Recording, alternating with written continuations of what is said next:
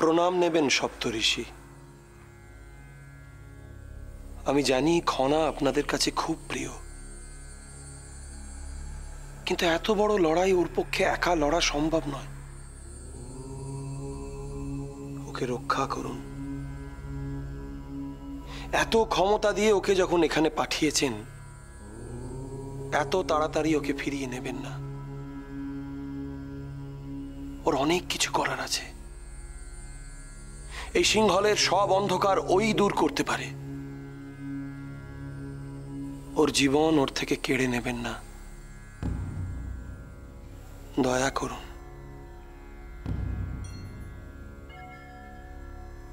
আমি কথা দিচ্ছি, আমি আমার সমস্ত শক্তি দিয়ে ওকে সর্বদা রক্ষা করব, ওকে আগলে রাখব, কিন্তু এত তাড়াতাড়ি ওকে ফিরিয়ে নেবেন না, দয়া করুন সপ্তঋষি। মহারাজ, আপনি সাবধানে থাকবেন, সর্বদা সৈন্য পরিবেষ্টিত থাকবেন। তুমি যা বলতে চাইছো খুলে বলো। জলদস্যুরা আপনাকে হত্যার ছক কষছে। আগামীকাল বিভীষণ উৎসবের সময়। আমাকে হত্যার ছক? কিন্তু কেন? আমার মনে হয় আপনার রাজত্ব থাকলে সিংহলকে ওরা স্বাধীন ঘাঁটি হিসাবে ব্যবহার করতে পারছে না।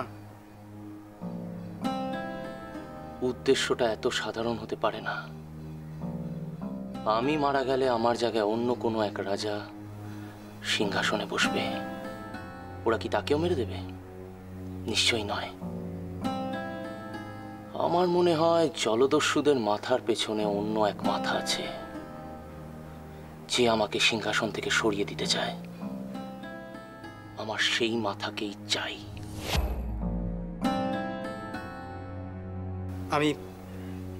আমি চেষ্টা করব মহারাজ, কিন্তু আগামীকাল অন্তত আপনি সাবধানে থাকবেন। ঠিক আছে, তুমি আসতে পারো। প্রণাম মহারাজ।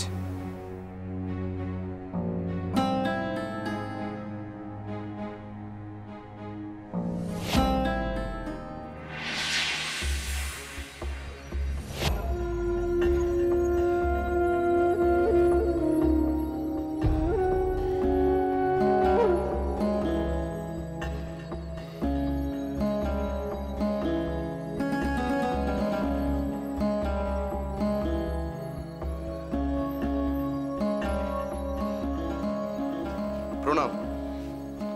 কি আদেশ বলুন। বিভীষণ উৎসবের সময় খনাকে রক্ষার দায়িত্ব ঐশিকা কৌরকীকে দিয়েছে। আর আমার কাজ? কোনোভাবেই যেন কৌরকী তার দায়িত্বে তার কাজে সফল হতে না পারে। কিন্তু কোনো কিন্তু নয়। কাজটা কাকে দিয়ে করাবে, কখন করাবে সেটা আমার জানার দরকার নেই। আমি শুধু যেটা বললাম সেটা যেন হয়ে যায়। হয়ে যাবে। প্রণাম।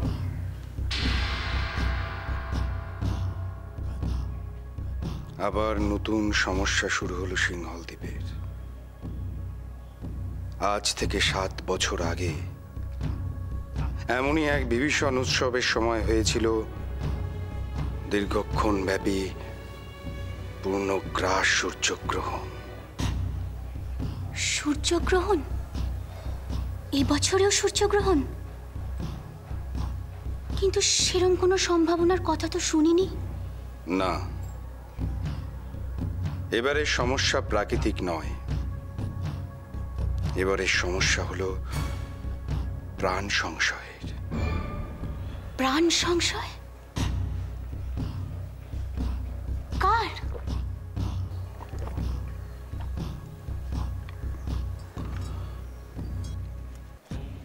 রাজকুমারী খনার। এ কি সর্বনাশী কথা! অতটুকু একটা শিশুর প্রাণ সংশয়! খনা সিংহল দ্বীপের সকলের কত আদরের, তার ক্ষতি করার চিন্তাটুকুই বা কে করবে? তবে কি মানুষের দ্বারা ক্ষতি নয়? কোনো রোগ ব্যাধির সম্ভাবনা? কি জানি, কিছুই বোঝা যাচ্ছে না। আচার্যদেব বিদ্যাধর যখন বলেছেন প্রাণের সংশয় আছে, তখন সে কথা উপেক্ষা করা যায়? কি বলছেন কি স্বামী? আচার্যদেব নিজে বলেছেন? কিন্তু অতটুকু একটা মেয়ের প্রাণ সংশয়ের আশঙ্কা কেন? ক্ষণা ক্ষুদ্র বালিকা হতে পারে, কিন্তু সে এক অদ্ভুত কন্যা। পুণ্যগ্রাস সূর্যগ্রহণের অন্তিম লগ্নে তার জন্ম। সব থেকে আশ্চর্যের কথা, রাজা উপতিশের এরপর আর কোনো সন্তান জন্মগ্রহণ করল না। সে আর কি বলবেন, মহারাজ তো দ্বিতীয় বিবাহেও আগ্রহী নন। সিংহলের উত্তরাধিকারীর কথা চিন্তা করে অন্তত ইতিমধ্যে একটা অদ্ভুত ঘটনা ঘটেছে। আপনি জ্ঞানী, বিচক্ষণ, আপনি হয়তো শুনে বলবেন নারীর আকাশ কুসুম কল্পনা। যদি অভয় দেন জিজ্ঞেস করি। রাজ অন্তঃপুরের কোনো কথা কি? আপনার ধারণাটা ঠিকই। ঘটস্থাপন উৎসব উপলক্ষে আমরা সকলে কাল সেখানে গেছিলাম। মহারানীর বিভিন্ন দোষ ত্রুটি, পুত্র জন্মদানে ব্যর্থতা, সব বিষয়ে রাজৌদি যথারীতি কঠোর সমালোচনা করছিলেন। হঠাৎ ক্ষণা একটা অদ্ভুত কথা বলে উঠল। কি কি অদ্ভুত কথা?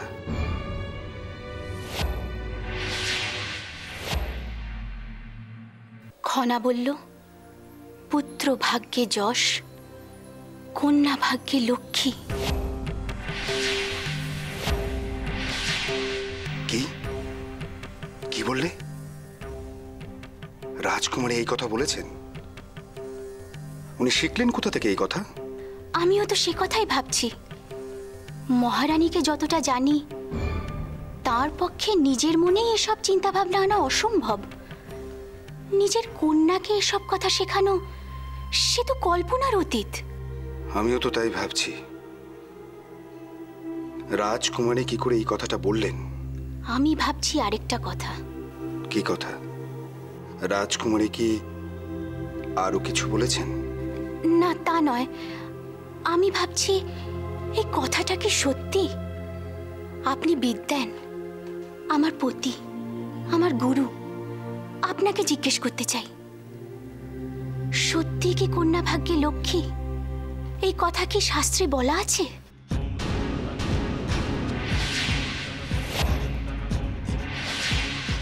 এত বড় মূর্খের কথার উত্তর দেওয়াটাই অনুচিত। কন্যা সন্তান কখনো জন্মলগ্ন থেকেই লক্ষ্মী হয় না। সে যখন পিতৃগৃহে থাকে তখন সে কন্যা রূপেই থাকে। বিবাহের পর শ্বশুরালয়ে তাকে সৌভাগ্যের প্রতিমূর্তি হিসাবে বলা হয়। তবে কি কন্যা ভাগ্যে লক্ষ্মী কথাটা ঠিক নয়? কে লক্ষ্মী কে অলক্ষ্মী সেসব কথা পরে হবে। বীরভোগ্যা নারী, তার রক্ষণ সব সময় প্রয়োজন। ধনী দরিদ্র, রাজা প্রজা নির্বিশেষে সব সমাজে নারীর একমাত্র পূর্ণতার প্রাপ্তি তার সিদ্ধির সিঁদুর লাভ।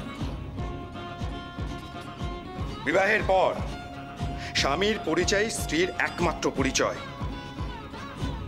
স্বামীর শৌর্য, বীর্য, জ্ঞান নারীর অলংকার ও অহংকার। এই সব কথা বলে চিরাচরিত নিয়মের চ্যুতি ঘটানোর চেষ্টা শুধু চপলতাই নয়, অপরাধ, কঠিন অপরাধ।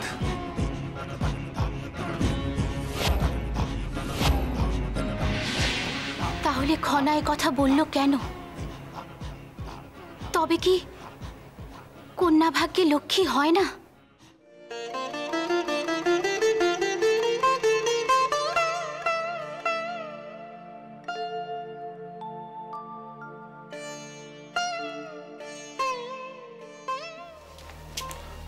বৌরানী, মহারাজ কোথায়? কেন, কি হয়েছে? আমার খুব দরকার তাকে। তিনি কোথায়? তোমাকে এত উত্তেজিত লাগছে কেন? কি হয়েছে আমায় বলো। বৌরানী, সব কথা সব সময় সবাইকে বলা যায় না। তিনি কোথায়, তাড়াতাড়ি বলো। আমি মহারাজের স্ত্রী, সিংহলের রানী, তুমি আমার কাছে কি লুকোচ্ছ? কি হয়েছে আমি বলো মহানামা। মহানামা, আমায় বলো কি হয়েছে। বৌরানী, একটা খুব খারাপ খবর আছে। খারাপ খবর? কি? মহারাজের প্রাণহানির আশঙ্কা রয়েছে। কি?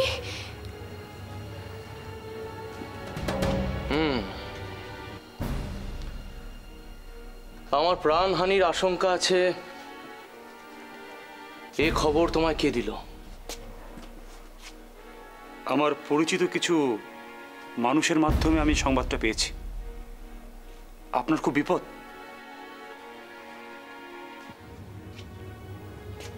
আমার জন্য কে এত চিন্তিত? আমার ভাই, নাকি সিংহলের মহারাজের কোনো ভক্ত? আপনার ভাই মহারাজ। আমার ভাবতেও ভালো লাগছে আমার জন্য তোমাকে এত চিন্তিত দেখে। এবারে আমি নিশ্চিন্ত। আমি বোধহয় আমার উত্তরাধিকারীকে পেয়ে গেছি। কিন্তু মহারাজ, কাল আমি জানি এর পূর্বে সিংহলের বিভীষণ উৎসবের ওপর এত অমঙ্গল আর ভয়ের ছায়া আমি আগে দেখিনি। চারিদিকে খালি মৃত্যুর আশঙ্কা। এটা ভালো লক্ষণ নয়। কিন্তু মহারাজ, কাল যদি আপনার কিছু একটা হয়ে যায়, আমি নিজেকে সামলাতে পারবো না। আমার কিচ্ছু হবে না। আমার কাছে তোমার কণার ভালোবাসা আছে, আমার ভাইয়ের সাহস আছে। আমার কে কি করবে? কিন্তু মহারাজ, কাল তো আপনাকে প্রাসাদের বাইরে বেরোতেই হবে, প্রজাদের দর্শনও দিতে হবে। তখন যদি কিছু একটা হয়ে যায়? কিচ্ছু হবে না, কিচ্ছু হবে না। আমি সব সময় মহারাজের সঙ্গে থাকব। আমি মহারাজের দেহরক্ষী হয়ে প্রজাদের সামনে যাব। আমি তোমাকে কথা দিচ্ছি, আমার দাদা অবধি পৌঁছাতে গেলে ওদের আগে আমাকে অতিক্রম করতে হবে। মা, তুমি কিচ্ছু চিন্তা করো না, বাবাকে আমি রক্ষা করব। তাই? ঠিক আছে, তাহলে তুমি আমি দুজনে মিলে একসাথে বাবাকে রক্ষা করব, ঠিক?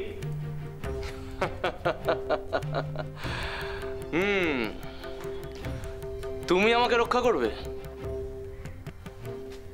তাহলে তো তোমায় একটা পরীক্ষা দিতে হবে। পরীক্ষা? আমার সঙ্গে তরোয়ারি যুদ্ধ করতে হবে। প্রস্তুত? আমি প্রস্তুত।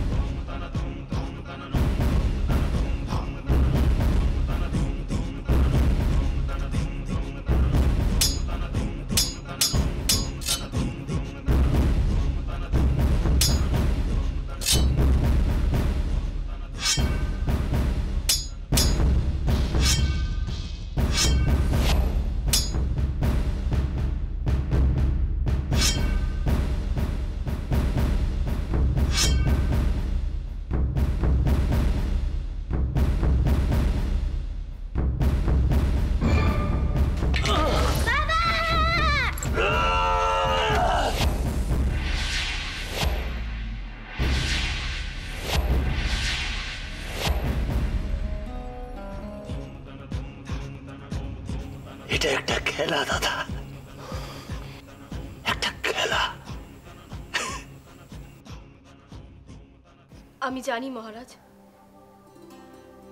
আজ আমারই জন্যে আপনার জীবনে এত সমস্যা নেমে এসেছে। আমারই দুর্ভাগ্যের কারণে আপনার ভাগ্য বিপথে চালিত হচ্ছে।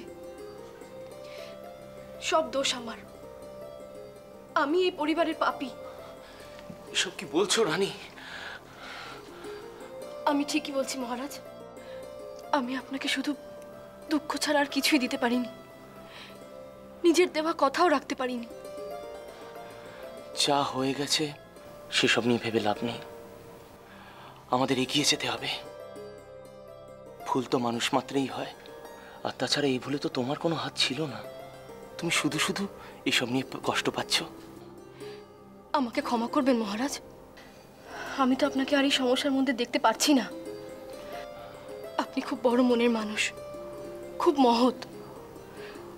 কন্যা সন্তান জন্ম দিয়ে ভেবেছিলাম আমি হয়তো আপনাকে হারিয়ে ফেলেছি, নিজের করে আর ফেরত পাবো না। আপনি হয়তো দ্বিতীয় বিবাহ করবেন, কিন্তু আপনি তা করেননি মহারাজ। তাই শুধুমাত্র আপনার জন্যে আজ আমি আপনাকে একটা কথা দিচ্ছি, আমি দ্বিতীয় সন্তান ধারণ করব। না রানী, সেটা সম্ভব নয়।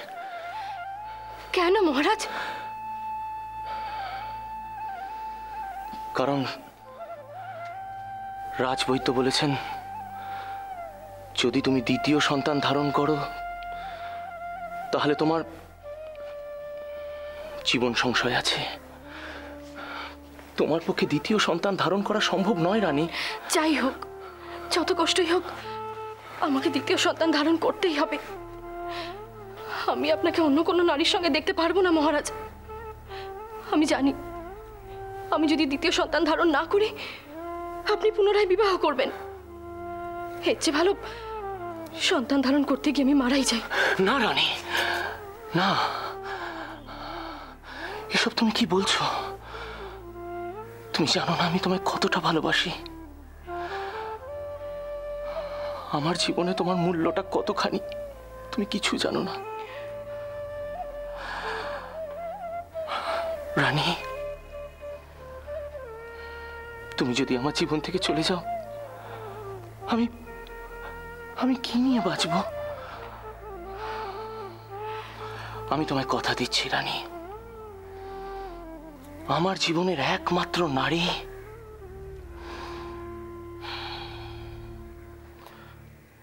শুধু তুমি। মহারাজ, আমরা সারা জীবন একসাথে থাকবো।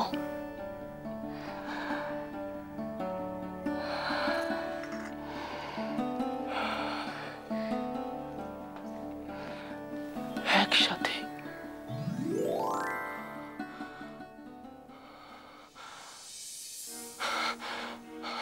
আমি তোমায় হারাতে চাই না রানী। আমার দ্বিতীয় সন্তানের প্রয়োজন নেই, আমার শুধু তোমাকে চাই। আমরা প্রতিক্ষণে জীবনের থেকে শিক্ষা নিচ্ছি, এইভাবেই আমরা জীবনটা কাটাতে চাই। বাকি সব ঈশ্বরের ইচ্ছা। ঈশ্বরই আমাদের তৈরি করেছেন, উনি আমাদের রক্ষা করবেন। কিন্তু মহারাজ, কালকের কথা ভেবে তো আমার দুশ্চিন্তায় ঘুম আসছে না। আপনার যদি একটা কিছু হয়ে যায়? আমার কিচ্ছু হবে না, কিচ্ছু না। আর আগামীকালের কথা ভেবে আজ আমরা দুশ্চিন্তা করব কেন? কালই নয় সেসব ভাবা যাবে। তুমি চিন্তা করো না।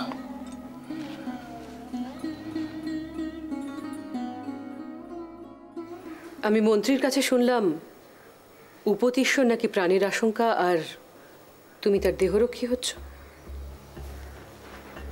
হ্যাঁ দিদি,